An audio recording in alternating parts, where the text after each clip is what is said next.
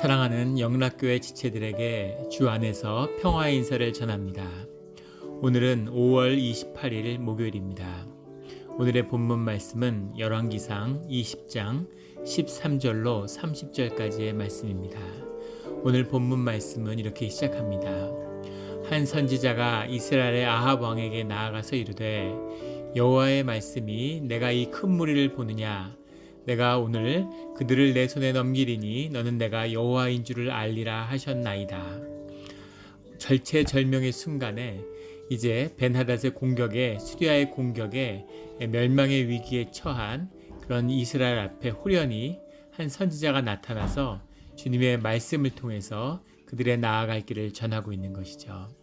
도저히 희망이 없어 보였던 이제 벼랑이구나 끝이구나 생각했던 그 마지막에 하나님의 말씀을 통해서 새로운 삶의 길이 열리는 것입니다. 이것이 우리를 인도하시는 주님의 길이고 또 우리가 가는 믿음의 길이죠. 어떤 순간에 모든 것이 끝났다고 생각하는 순간에도 여전히 주님의 말씀을 붙들면 그 말씀 가운데서 새로운 삶의 가능성이 열리는 것입니다. 결코 주님이 문을 닫으시기 전에 우리가 먼저 문을 닫아서는 안 되는 것이죠. 주님께 그 말씀을 통해 주님의 새로운 은혜를 만나는 우리의 삶의 자리가 되기를 예수 그리스도 이름으로 축원합니다. 여호와의 말씀에 내가 큰 무리를 보느냐 그들을 하나님이 너희 손에 넘기리니 내가 여호와인 줄 알 것이다. 우리가 여기서 하나 볼 수 있는 것은 또 말씀이 능력이라는 것이죠. 말씀이 우리에게 새로운 길을 열 뿐만 아니라 그 길을 열어서 우리의 그 삶의 가능성을 실현해주는 능력이 바로 주님의 말씀이라는 겁니다. 주님의 말씀이 곧 주님이 우리를 향한 임재이기 때문인 거죠. 그래서 말씀을 믿고 말씀대로 순종할 때 우리 가운데 주님의 능력이 나타나는 것입니다. 그 말씀을 받은 이스라엘이 이제 전쟁의 땅으로 가려고 하는데 14절에 아합이 이르되 누구를 통하여 그렇게 하시리이까 대답하되 여호와의 말씀이 각 지방 고관의 청년들로 하리라 하셨나이다. 아합이 이르되 누가 싸움을 시작하리이까 대답하되 왕이니이다. 이렇게 대답하는 거죠. 선지자의 말씀이 임했는데 여기서 하나 의미 있는 것은 아합이 아주 제대로 된 질문을 했다는 겁니다. 단순히 하나님이 넘기시겠다 그래서 이제 내 계획대로 전쟁을 하면 하나님이 승리를 이끌겠지 이렇게 한 것이 아니라 어떻게 해야 우리가 이기겠습니까? 누구를 통하여 싸워야 됩니까? 라고 여쭤보니까 각 지방 고관의 청년들로부터 모아서 싸움을 시작해라. 누가 싸움을 처음 시작하겠습니까? 라고 다시 물으니까 바로 왕인 아합이 직접 나가 싸워라 이렇게 말씀이 임했다는 겁니다. 이렇게 주님의 말씀을 순종하는 것은 어떻게? 라고 하는 질문이 들어있는 거죠. 살아계신 주님의 인도하심을 믿고 따르는 길은 그 따르는 과정도 주님에게 의뢰하는 것입니다. 우리가 주님이 계심을 믿고 주님이 우리를 사랑하시는 걸 믿는데 우리의 삶의 길을 우리 마음대로 정하고 우리 마음대로 간다면 그것은 주님의 인도하심을 따르는 믿음이 아닌 거죠. 주님께 어떻게 주님의 말씀을 복종해야 되는 건지 누구로부터 시작해야 되는 건지를 질문해야 되는 거죠. 그리고 그 답은 분명히 나로부터입니다. 주님이 하늘에서 놀라운 기적을 떨어뜨려서 우리에게 승리를 안겨주실 수 있는 분이시죠. 하지만 주님은 그 싸움을 우리로부터 시작해서 그 승리를 내 것으로 만들어주시는 분이 하나님이시라는 거죠. 그래서 우리는 우리의 눈물, 우리의 땀, 우리의 십자가가 있어야 하는 것입니다. 종교는 거짓으로 이것을 없애버리고 주님이 다 걸머주시니까 기적을 우리에게 베풀어 주신다고 그렇게 우리를 속이죠. 하지만 신앙의 진실은 무엇이냐면 우리의 희생과 순종과 헌신이 있어야 하나님의 승리가 우리 가운데 임한다는 것을 주님은 성경을 통해서 반복되게 우리에게 말씀하고 계시는 겁니다. 15절에 아합이에 각 지방 고관의 청년들을 계수하니 232명이요.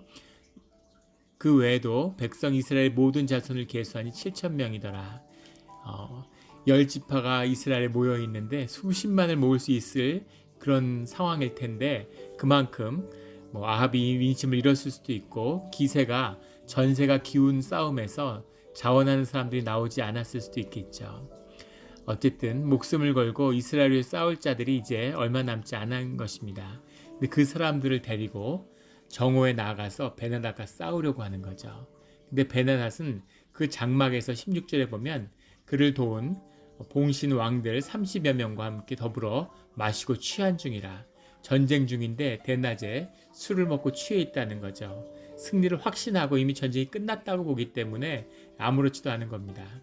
그런데 정탐병들이 군대가 나오고 있다 이렇게 이야기를 하고 있는데도 그들이 보고를 들으면서 뭐라고 얘기하냐면 베나닷이 18절에 그가 이르되 화친하러 나올지라도 사로잡고 싸우러 나올지라도 사로잡으라. 다시 용서를 빌고 자신의 무리했던 요구, 사람들 중에 아무나 노예로 취하겠다는 그걸 항복하러 오나 보다 이렇게 생각했다는 거죠.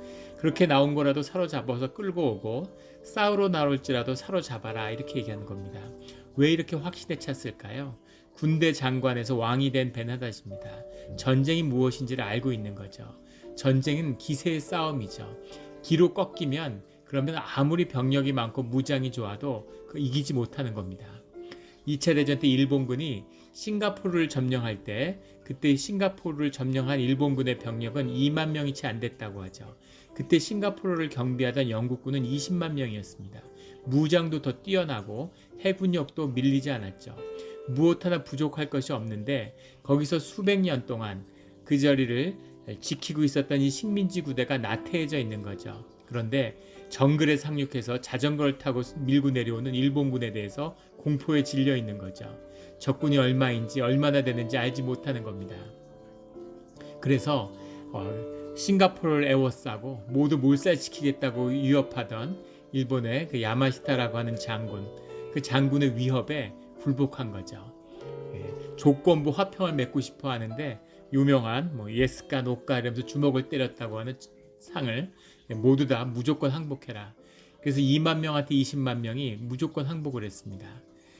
목숨을 걸고 싱가포르에서 시가전을 벌였으면 절대 일본군이 영국군을 이길 수 없죠. 그 어떻게도 이길 수 없습니다. 하지만 기세가 꺾인 거죠. 한국의 병자호란 때 한국 역사에서 가장 치욕적인 전투 중에 하나로 기억되는 쌍영 전투에서 4만 명의 조선군, 2만 자루의 조총을 가진 4만 명의 조선군이 청나라의 300명의 기병한테 무너졌죠. 안개 낀 데서 돌진해오는 그 청나라의 기병대들, 척후병들이었는데 아마 300명인 줄 알았으면 절대 무너지지 않았겠죠.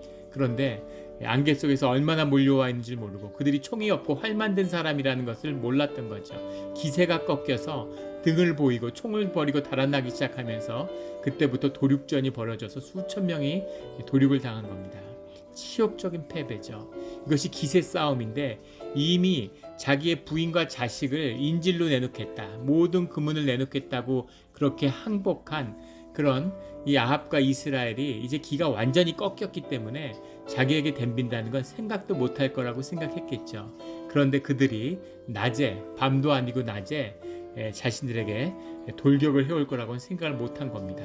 그렇게 쳐들어온 이 이스라엘, 그 이스라엘은 갑자기 왜 하루 만에 이렇게 돌변했을까요? 전날은 노예가 될까 말까 고민하던 자들이 다음날은 싸우겠다고 나온 겁니다. 목숨을 걸고. 이것이 주님의 말씀을 받는 힘이죠. 주님의 말씀을 받은 자들은 심령이 살아납니다. 심령이 살아난다는 말이 생명의 기운이 일어나는 거죠. 그 생명의 기운이 모든 것을 바꾸는 겁니다. 세상의 모든 것이 한 기로, 한 생명으로 연결되어 있죠. 그 생명의 근원을 잡은 자가 세상을 다스리는 그 권세를 장악하는 것, 이것이 영의 섭리입니다. 그래서 하나님의 말씀을 붙잡는 자들은 그것이 진실이고 말씀의 진실로 그 말씀을 붙잡는 자들은 세상에서 승리할 수밖에 없는 것이죠. 그 말씀을 받은 이스라엘이 수리아의 진영으로 돌격해 들어가서 크게 이겼더라. 아람 사람을 쳐서 크게 이겼더라. 이렇게 나옵니다. 그렇게 수리아를 쫓은 것이죠. 그 선지자가 아합에게 뭐라고 얘기하냐면 22절에 가면 왕은 가서 힘을 기르고 왕께서 행할 일을 알고 준비하소서. 해가 바뀌면 아람 왕이 왕을 치러 오리이다. 어이없이 패배해서 달아났지만 수리아의 군사가 훨씬 강하기 때문에 다음 해에 다시 군대를 모아서 오는 겁니다. 이 사마리아의 산악지대를 공략해서 실패했기 때문에 이제는 평지에서 이스라엘을 제압하자 이렇게 얘기하는 거죠. 23절에 아람 왕의 신하들이 왕께 이르되 그들의 신은 산의 신이므로 그들이 우리보다 강하였거니와 우리가 만일 평지에서 그들과 싸우면 반드시 그들보다 강할지라 이렇게 얘기하는 겁니다. 그래서 모두 다 병력을 모아가지고 아벡으로 올라와서 평지에 진영을 치고 붙는 거죠. 일주일을 대치하고 있다 붙었는데 그 전쟁 전에 하나님의 말씀이 임합니다. 하나님의 말씀이 임하기 전에는 싸우지 않는 거죠. 하나님의 말씀에 의지해야만 이길 수 있다는 것을 몸으로 체험해서 아는 이스라엘이 그 백성들이 기다리는 거죠. 기다리다가 주님의 말씀이 임하는 거죠. 그래서 내가 그 큰 군대를 다 내 손에 넘기리니 너희는 내가 여호와인 줄을 알리라. 이런 주님의 말씀을 받고 7일째 드디어 접전을 하게 되는 겁니다. 이스라엘 자손이 하루에 아람 보병 10만 명을 죽이매 그 남은 자는 아벡으로 동함하여 성읍으로 도망갔더니 그 성벽이 그 남은 자 2만 7천 명 위에 무너지고 벤하닷은 도망하여 성읍에 이르러 골방으로 들어가니라. 수리아가 완전히 패망해서 벤하닷이 왕이 자신의 목숨을 구하기 위해서 도망치는 이런 사태가 일어났다는 거죠. 이것이 주님의 말씀의 능력입니다. 말씀을 받은 주의 자녀들이 그 말씀을 순종하고 자원하는 심령으로 나아갈 때 말씀이 역사하는 거죠. 그 성령이 우리 앞에 역사하는 겁니다. 이것이 세상을 향하여 승리하는 방법이죠. 아합은 부패하고 악하고 이스라엘은 주님을 버렸습니다. 그런데 주님이 이스라엘을 버리지 않고 돌이키라고 찾아오시는 거죠. 더 큰 악을 세상을 들어 쳐서 깨어나라고 돌이키라고 주님이 말씀하시는 겁니다. 이것이 주님의 사랑이고 주님의 은혜죠.